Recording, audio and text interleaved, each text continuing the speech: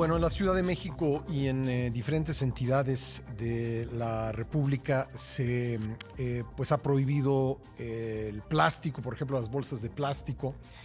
Y para hacer una evaluación de cómo ha funcionado esto, si realmente ha tenido un impacto en pues, la protección del medio ambiente, le agradezco mucho a Alejandra Ramos Jaime, economista egresada de la Universidad Autónoma de Coahuila y fundadora del movimiento ecologista La Solución Soy Yo, que me tome la llamada. Alejandra, gracias por estar con nosotros. Hola Pascal, un gusto saludarte a ti y a toda tu audiencia. Bueno, como decía, en varias entidades del país se ha prohibido, por ejemplo, las bolsas de plástico. ¿Ha tenido un efecto positivo esto en el entorno, en el medio ambiente? Mira Pascal, lo que sucede es que estamos tratando de resolver un problema tan grave como la contaminación por residuos sólidos con políticas que a simple vista parecen bien intencionadas, Sí. pero en realidad solo reemplazan un problema por uno aún mayor. A final de cuentas, las previsiones de plástico terminan siendo un ecocidio. Te doy dos razones. La primera es que no estamos considerando los A ver, costos ambientales. déjeme detenerla ahí porque sí, me llamó la atención mucho cómo lo dijo. ¿La prohibición de plástico termina siendo un ecocidio? Exacto.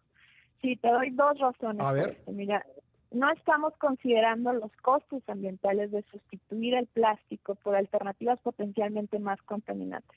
Y es que aquí, por ejemplo, la Agencia Ambiental del Reino Unido determinó que debes usar una bolsa de tela más de 327 veces y una bolsa de papel más de 7 veces para justificar el impacto ambiental de su fabricación, Uh-huh. con respecto a una bolsa de plástico usada, por ejemplo, como bolsa de basura. Yo, por Y ejemplo, he esto es escuchado que porque para fabricar bolsas de papel, pues se daña el medio ambiente también, ¿no?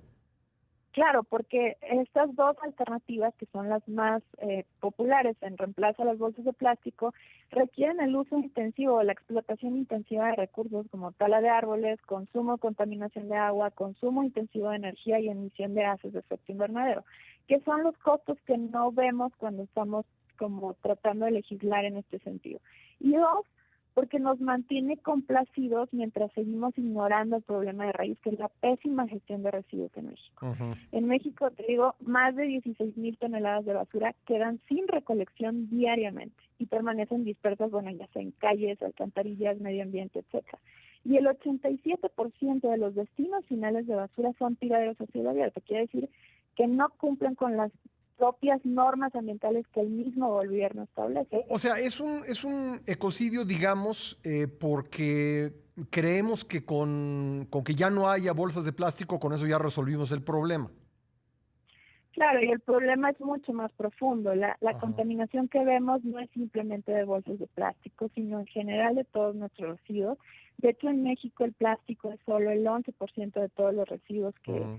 que desechamos los mexicanos, y finalmente estamos ignorando el problema de raíz, que es la pésima gestión de residuos. Entonces, bueno, ¿por qué odiamos tanto el plástico y por qué nos enfocamos tanto en atacar simplemente a un solo material? Uh-huh. Y es porque el plástico lo vemos también mucho en el medio ambiente tirado, ¿no? Pero la pregunta que deberíamos hacernos, Pascal, y en base a la cual deberíamos estar legislando es, ¿por qué el plástico o cualquier otro material termina en el medio ambiente?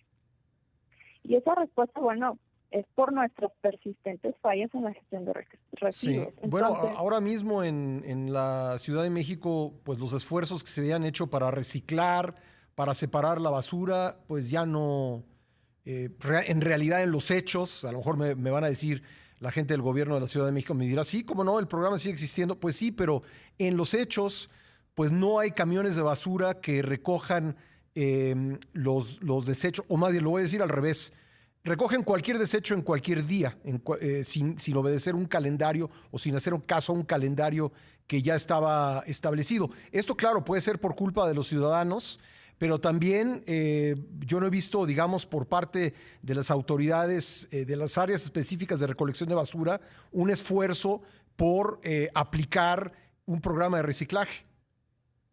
sí, claro, es que terminan siendo buenas intenciones descritas en un papel que no se llevan a cabo finalmente. Sí. Como mencionas, hay guías específicos para cada tipo Sí, de eso sigue residuos para existiendo, la pero en los recolección. hechos no funciona. Ajá, y no se cumple porque Sí. también tenemos una clara contradicción, y es que como ciudadanos en teoría estamos obligados a separar la basura Sí. de acuerdo a sus características, inorgánicos, orgánicos, etcétera, pero también los camiones recolectores están obligados a aceptar la basura como se las entreguemos. Entonces, ese tipo de contradicciones y también, por ejemplo, las recomendaciones oficiales son desechar la basura en bolsas de plástico, Sí. separarla, ¿no? Entonces, ahora con esta prohibición, pues realmente estamos encareciendo también el lograr este objetivo que es la Sí, separación correcta de basura. porque la basura, pues, digo, las bolsas siguen existiendo, nada más que uno ahora las compra, ¿no?